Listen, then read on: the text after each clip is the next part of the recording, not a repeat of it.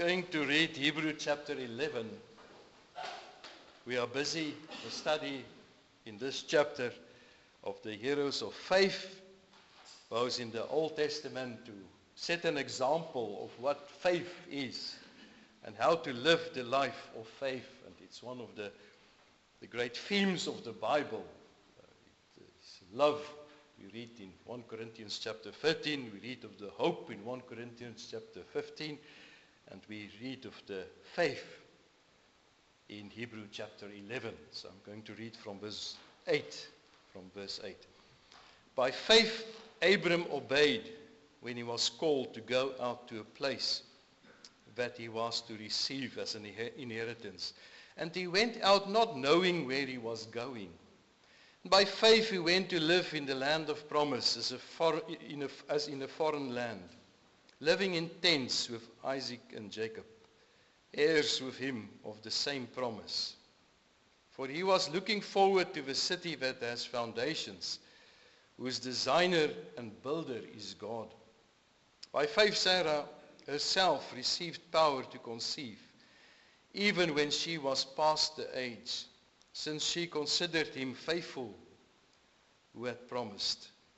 Therefore, from one man, and him as good as dead, were born descendants as many as the stars of heaven, and as many as the innumerable grains of sand by the seashore. These all died in faith, not having received the things promised, but having seen them and greeted them from afar, and having acknowledged that they were strangers and exiles on earth. For people who speak thus make it clear that they are seeking a homeland. If they had been thinking of that land from which they had gone out, they would have had opportunity to return. But as it is, they desire a better country. That is a heavenly one. Therefore God is not ashamed to be called their God, for he has prepared for them a city. By faith Abram, when he was tested, offered Isaac.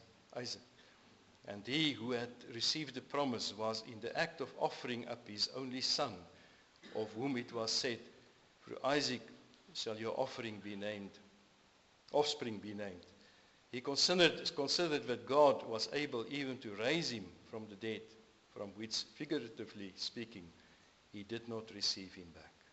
Or he did receive him back. So far, the reading of the word.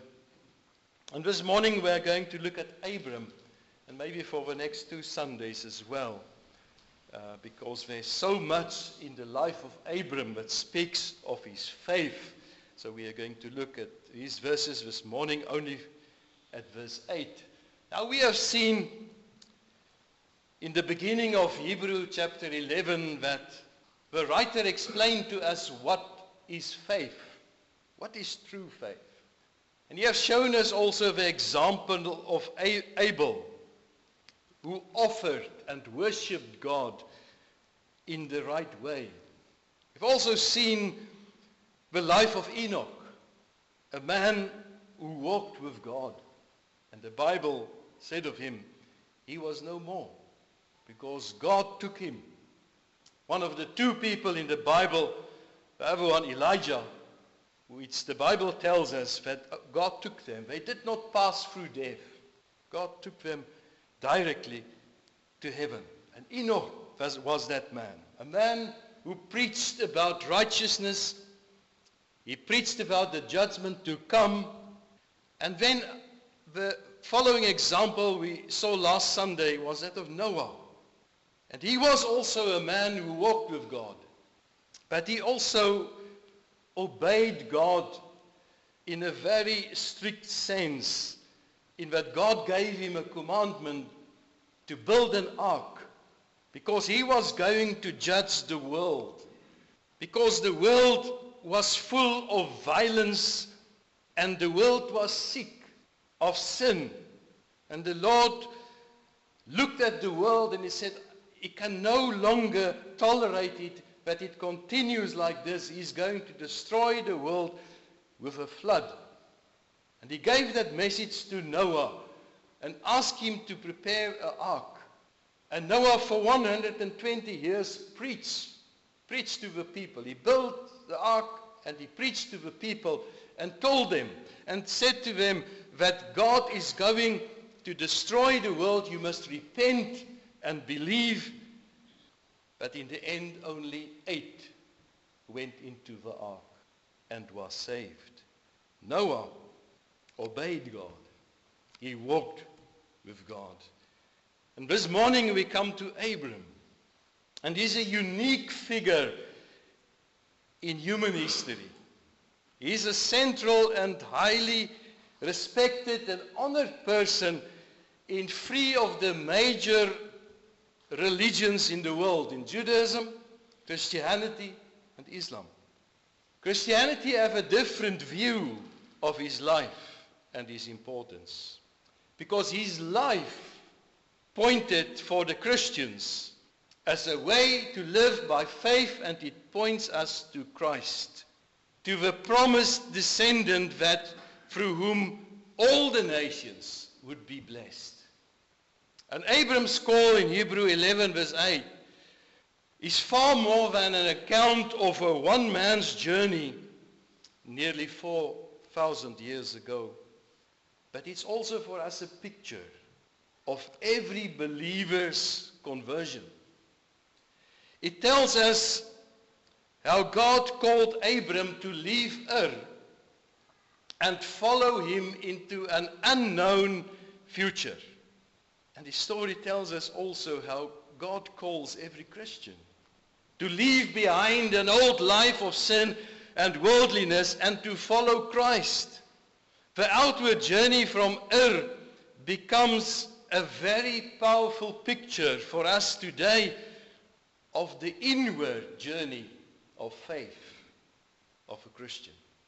Now this morning we're only going to look at verse 8, who says, by faith Abram obeyed when he was called to go out to a place that he was to receive as an inheritance, and he went out not knowing where he was going.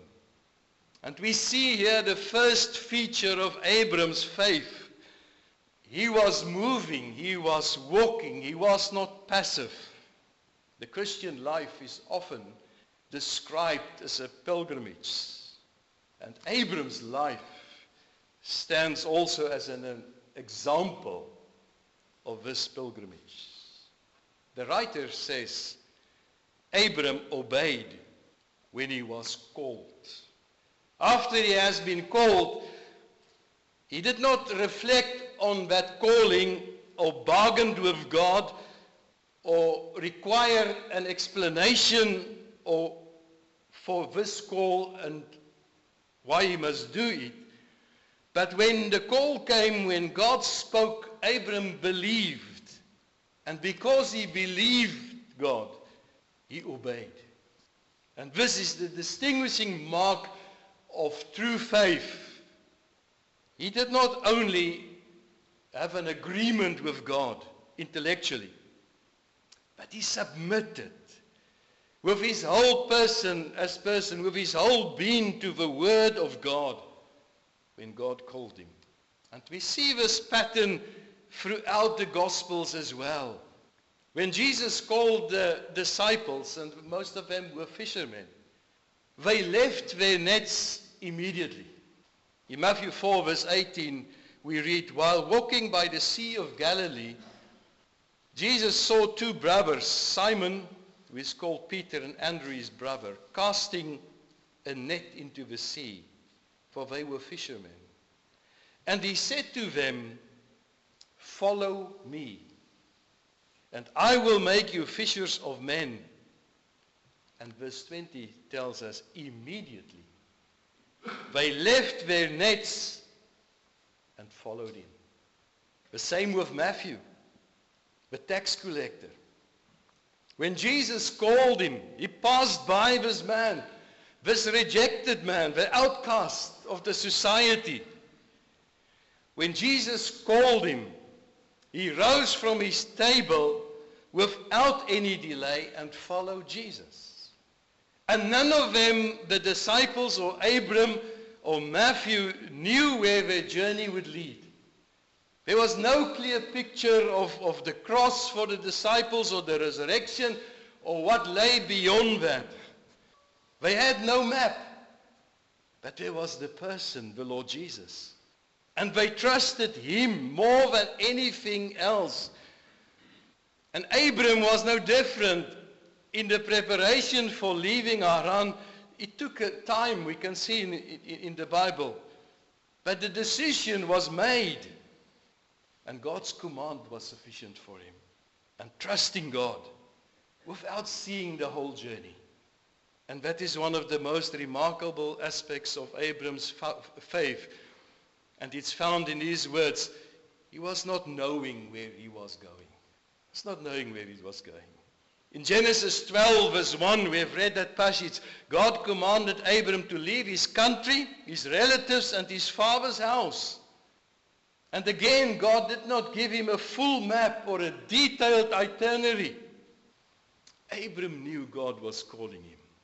He did not know the destination. He did not know the route, the length of his journey.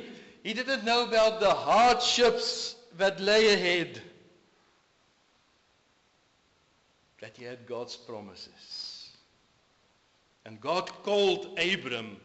And that is part of the life of faith of the Christian as well, to trust his character before revealing his full plan.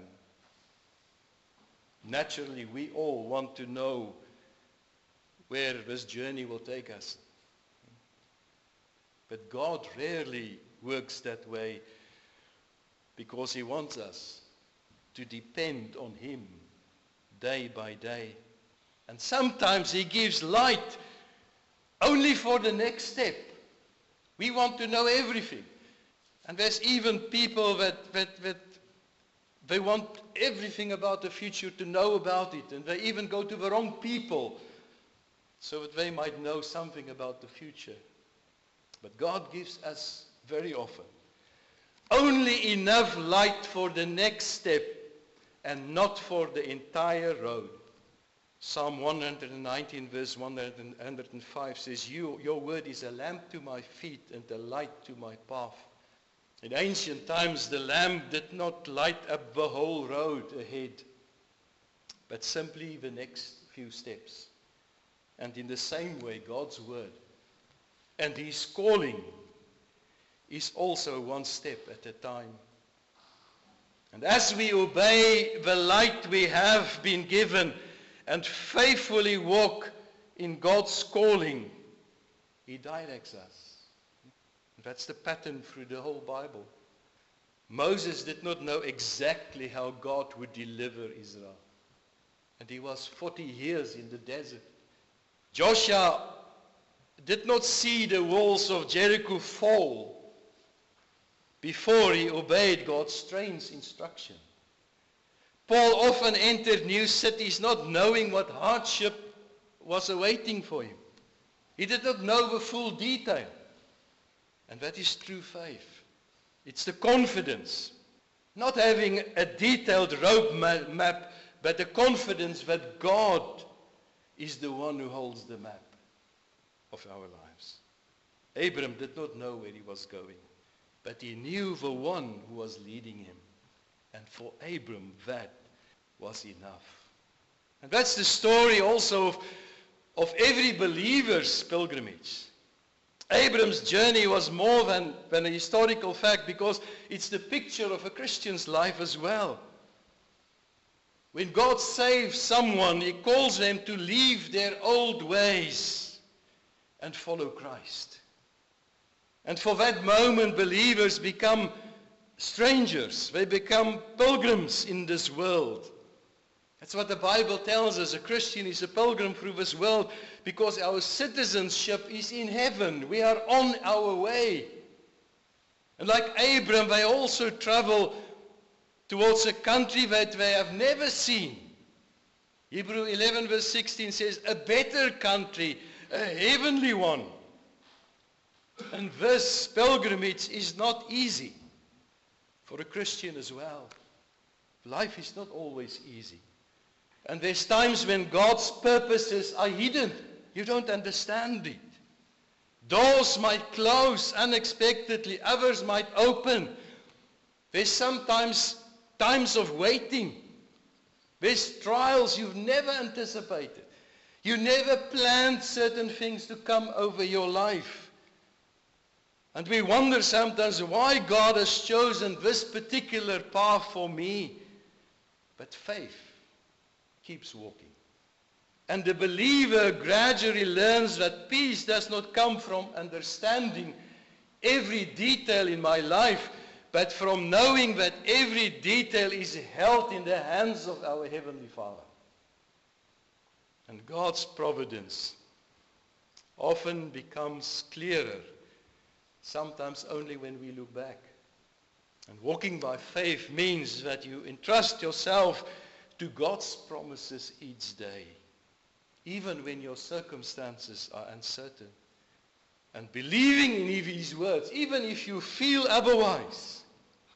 And the journey may be long and uncertain. But as in Abram's life as well, the destiny is secure. Because the guide is perfectly faithful. Abram, his separation from Ur, we read it in the Bible, his calling. God said, you must leave that. So before God called Abram, he was not a worshipper of the only true God. He lived in Ur. It was a city of the Chaldeans. And it was most of the advanced, and it was a prosperous city of the ancient world. It was known for its wealth, its culture, and the trade there. But beneath all the outward success, there was a spiritual darkness beneath. Because it was a major center of idolatry. And wherever there's idolatry, there's wickedness. Because it's the devil's path. He sits after it. And they were worshipping the moon god. And Joshua reminds the people of Israel of that as well in Joshua 24 verse 2. Long ago your fathers lived beyond the Euphrates. Terah, the father of Abram, and Nahor. And they served other gods. So Abram did not grow up in a godly home. He was raised in an environment with pagan worship and a false religion, like the rest of humanity.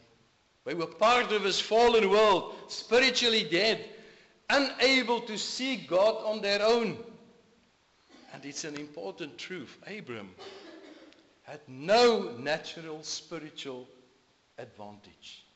Nothing in his background made him worthy of God's will. Nothing made him worthy of God's will. So his salvation and his calling, like every believer's calling, began entirely with God's sovereign grace. God took the initiative. And that's right through the Bible. He always takes the first step in salvation.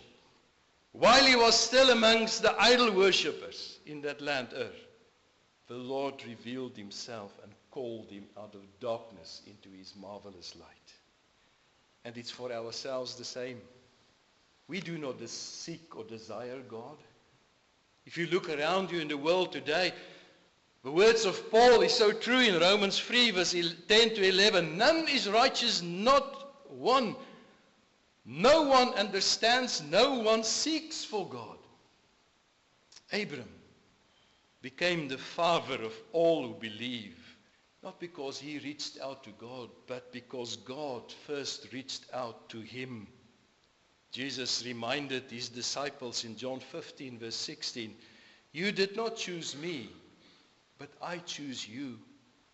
Centuries later, the Lord reminded Israel in Isaiah 51 verse 2, look to Abram your father and Sarah who bore you. For he was but one when I called him, that I might bless him and multiply him. And it was a humbling message for Israel to remember they were not a powerful nation, they were not a very important people or successful people or a great kingdom or even a godly people when God called them. He called an ordinary man in a pagan land. One man. And he blessed one family. And in that was the beginning of a single nation, out of which the Messiah was born to bless all the nations. So everything Israel became was the result of God's grace and God's working. And that's why Paul declared in 1 Corinthians 15 verse 10, by the grace of God I am what I am. Abram's call was a call to leave the old life. Many of times in the churches today, or the calling to people to become Christians, people tell them you can become a Christian and everything will be okay. And you'll be prosperous. But the Bible's calling and God's calling does not work that way. It's not simply an invitation to receive a blessing. It was a clear command to leave behind a life. And that life was a life defined by sin. And God said to him, go from your country, your kindred, and your father's house to the land I will show you. And it was a remarkable call. The impact we cannot fully understand. God commanded him to leave his homeland, his extended family, his culture, and the comfort of everything familiar to him. And that was an extraordinary demand. Because his security was there, his identity was there, his inheritance was there, and his future was there in that homeland. And he had to leave everything behind. Everything that was for him a source of safety and belonging, but that was what God required of him. So it was far more than only a physical journey. But he had to leave a life centered in the world in order to belong fully to God, to the living God. And this teaches a very important principle of the life of faith. Abram was to leave the old life. And for a Christian or someone who wants to follow Christ, they cannot hold on to the old life of sin and embrace that and try to live the new life. They have to let go of the old one. When God calls you, you have to leave something behind. There's a separation that needs to happen. It's not a withdrawal from society. It's not to have contact with unbelievers, because Jesus himself prayed for his disciples not to take them out of the world, but to keep them in the world, but free from the evil one. So the separation of his faith of Abram was spiritual as well. He had to leave certain values, certain priorities, sinful patterns that control their life. If you live in a society that worships idols, there's certain patterns that are wicked. So they had to leave that behind. That's why Peter also says in 1 Peter 2 verse 9, he describes the believers as those called out of darkness into his marvelous light. And that's conversion. Leaving the old life behind and following Christ with all your heart. So in a sense, every Christian also has an error that they have to leave behind. Some people's error is a life of open rebellion against God. Many people, they live in open rebellion against God. Their lives is filled with obvious sin and destructive habits. If you want to follow God in the life of faith, you need to leave that behind. For others, it's more subtle. It's maybe a life of self-righteousness, of pride, of materialism, of worldly ambition, of false religion, of simply maybe living for yourself instead of God. And when God calls you, he requires you to change direction. Repentance means turning away from sin, and faith means turning to Christ. And you cannot separate them through conversion. The call of sinners is a calling from the kingdom of darkness to the kingdom of light. This big separation we see here in Abram's life was the mark of true faith. And when a Christian is following Christ, he's not only adding Christ to his life or make him one of his priorities. No, it's a radical turning around, separation, a surrendering to Christ. And therein is the hope. He calls sinners out of the old life, but he never leaves them there. And we see it in Abram's life as well. When he calls you, he don't impoverish you. He gives you more. He replaces the temporal treasures with eternal ones. He don't leave you in emptiness. He calls you to follow him, and he enrich your life. In this leaving behind the things of earth, we see maybe the concept of worldliness, what he had to leave behind. At heart, worldliness is not outward appearance of things, but it's an inward thing. He had to leave that life far away from God in earth and start a new one. And the old life, those values of worldliness, the fallen world, he had to turn his back upon it. The Bible also tells us about it in John, 1 John 2 verse 15, do not love the world or the things of this world. And he's not speaking about creation. We can enjoy the beauty of creation. It's not what he's speaking about. But he's speaking about the world system of rebellion against God. And we see it all around us. The increase of people who say they don't want God in their lives. They only live for selfish ambition and sinful desires. We see the striking contrast between Abram and Lot when they separated. When they had to choose different ways. We see that Lot lifted up his eyes and he chose a fertile plain of the Jordan Valley because it looked so prosperous and desirable. It was near Sodom, so he pitched his tent near Sodom, and later on he lived in Sodom. He made a decision of sight and not by faith. And later on, he lost everything. He lost everything. Abram trusted God not for what appeared good, but he received God's promises and he lived by faith and not by sight. And God blessed him.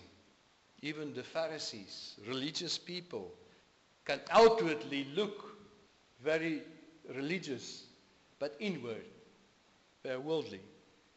John explains in John 12 verse 43, they love the glory that comes from man more than the glory that comes from God.